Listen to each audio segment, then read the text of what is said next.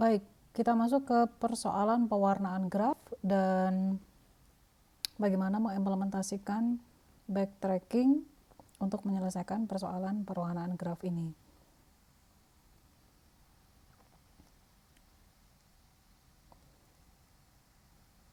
Yang Anda lihat di layar itu adalah contoh pewarnaan graf.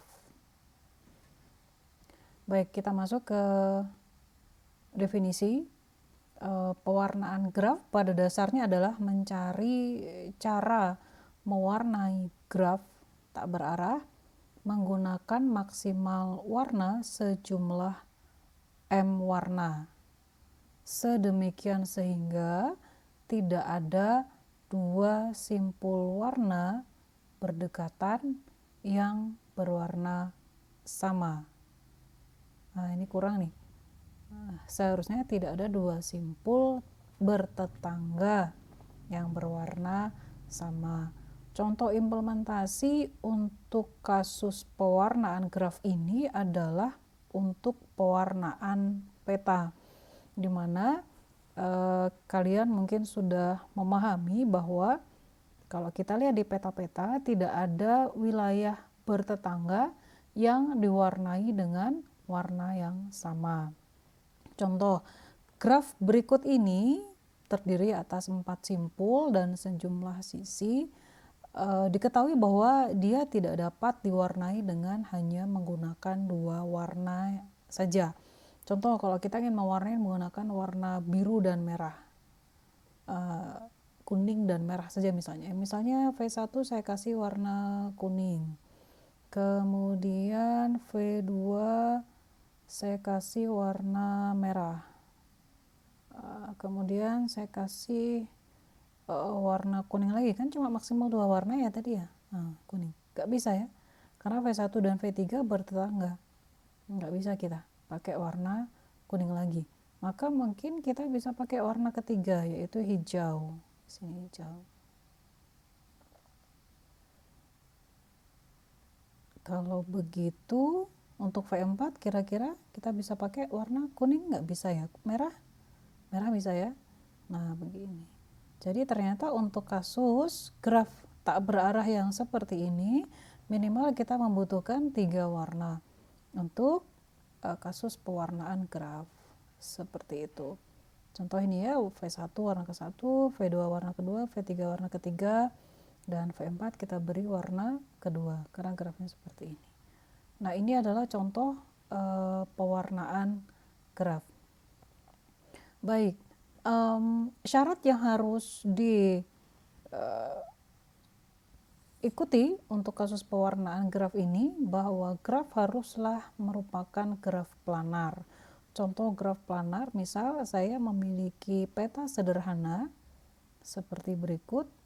1, 2, 3, 4, 5, ada 5 wilayah pada peta saya, di mana masing-masing wilayah keterhubungannya didefinisikan dengan garis-garis ini ya. Jadi V3 dia bertetangga dengan V2, bertetangga juga dengan V1, V4, dan V5, demikian seterusnya. Nah, bagaimana cara mengubah peta ini menjadi bentuk graf planar? Saya punya V5, simpul sebanyak 5, V1 sampai V5, V1, V2, V3, V4, dan V5. Jika tiap wilayah tiap V ini, tiap simpul merepresentasikan wilayah ya. Jadi ini V1, di sini V1, seperti itu. Nah, jika antar simpul ada keterkaitan atau hubungan atau mereka bertetangga, maka dihubungkan dengan sisi. Contoh, V1 dan V2 ini bertetangga. Lihat, V1 dan V2 ada sisi. V1 juga bertetangga dengan V3. V1 dan V3 dihubungkan dengan sisi. V1 berhubungan dengan V4, bertetangga dengan V4, kita hubungkan dengan sisi. Apakah V1 bertetangga dengan V5? Enggak ya. Enggak ada V1 dan V5, maka tidak ada hubungan antara V1 dan V5. Lakukan hal tersebut sampai semua terrepresentasikan. Dan yang dimaksud dengan graf planar ini yaitu graf yang memiliki sisi-sisi yang tidak ada yang saling menyilang. seperti ini, nggak ada ya. Jadi nggak boleh kalau misalnya kita menambahkan sisi seperti ini dari V2 ke V4, masih bisa nggak dibuat sebagai graf planar? Bisa ya, jadi sisinya diubah ke arah luar, maka bisa menjadi graf planar. Misalnya saya tambahkan sisi setelah menambahkan V2 dan V keempat, saya tambahkan V1 ke V5. Nah, kalau saya menambahkan sisi dari V1 ke V5, ini akan menjadikan grafnya nggak planar. Kenapa? Mau diubah keluar juga nggak bisa, karena dia akan meng-cross yang ini, sisi dari V2 ke V4. Seperti itu. Nah, pohon ruang status untuk persoalan pewarnaan graf ini direpresentasikan sebagai berikut. Jadi, setiap simpul tadi itu kan merepresentasikan wilayah, maka akan menempati level yang berbeda. Contoh, pada pohon ruang status ini terdapat 4 wilayah yang masing-masing merepresentasikan region yang berbeda. Jadi dengan kata lain, di pohon ruang status ini saya punya 4 wilayah. Ini pohon ruang status ini tidak merepresentasikan graf yang di atas ya, berbeda sama sekali. Lalu kandidat solusi adalah tiap jalur dari simpul akar ke simpul daun. Nah, kalau nanti kita lihat ruang solusinya, kandidat solusinya seperti apa. Nah, bagaimana merepresentasikan warna yang diberikan untuk tiap simpul? Nah, di sini ternyata. Warna yang diberikan untuk tiap simpul direpresentasikan dengan anak-anak dari suatu simpul pada level tertentu.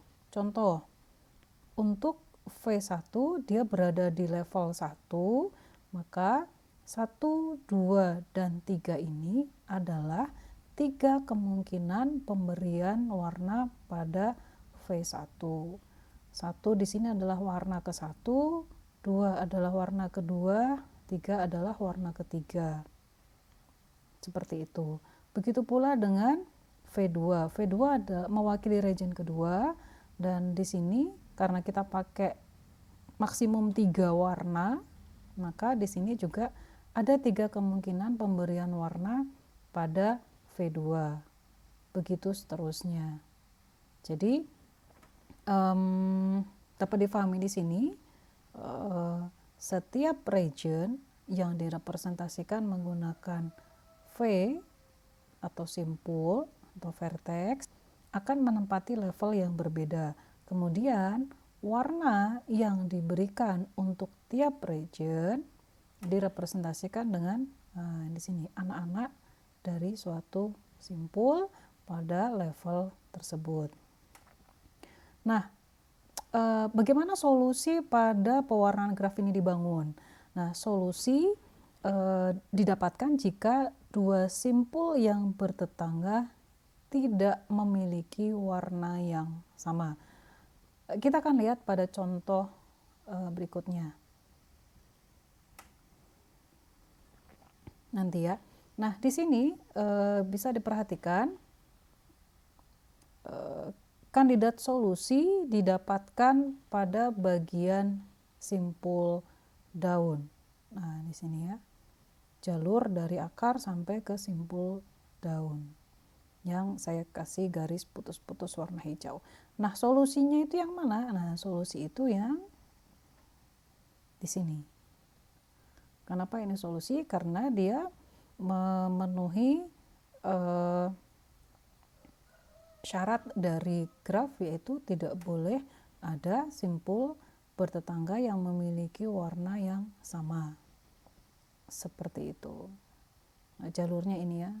Berarti dari pohon ruang status ini kita dapat simpulkan, V1 mendapatkan warna 1, kemudian V2 mendapatkan warna 2, V3 mendapatkan warna ketiga, dan V4 mendapatkan warna kedua. Ini adalah pohon ruang status untuk graf yang pertama tadi, yang di awal tadi. Untuk graf yang ini. Karena ada 4 simpul. Begitu ya. Baik. cukup singkat penjelasan tentang pewarna graf karena memang cukup sederhana kasusnya. Baik, ini saya tunjukkan notasi algoritmik untuk pewarnaan graf. Lagi-lagi untuk kasus pewarnaan graf kita harus mendefinisikan fungsi promising yang artinya apakah suatu simpul mengarah pada solusi atau tidak. Nah, di sini ada pengecekan. Nah, ini ya.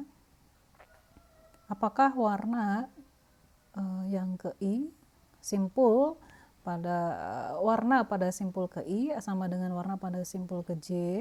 Nah, ini kalau sama nggak boleh ya, karena I dan J ini adalah simpul yang bertetangga. Nah, jika simpul tetangganya udah punya warna itu ya nggak boleh gitu ya. Jadi harus dipastikan bahwa simpul tetangganya nggak sama. Nah, ini kemudian yang saya sebutkan di awal-awal video, kalau kalian perhatikan bahwa untuk setiap persoalan mendefinisikan promising atau non promising suatu simpul itu berbeda tergantung karakteristiknya. Seperti itu. Baik, terakhir ini adalah jumlah simpul maksimal yang ada pada pohon ruang status memenuhi rumus seperti ini. Seperti itu. Misal contoh, jika jumlah simpul yang harus kita beri warna adalah 4, tadi contohnya 4 tadi ya. Kemudian jumlah warna M adalah jumlah warna misalnya 3, maka kita akan mendapatkan berapa? 3 pangkat 5 minus 1 dibagi 2. Seperti itu. Cukup banyak juga ya jumlah simpul yang harus kita evaluasi.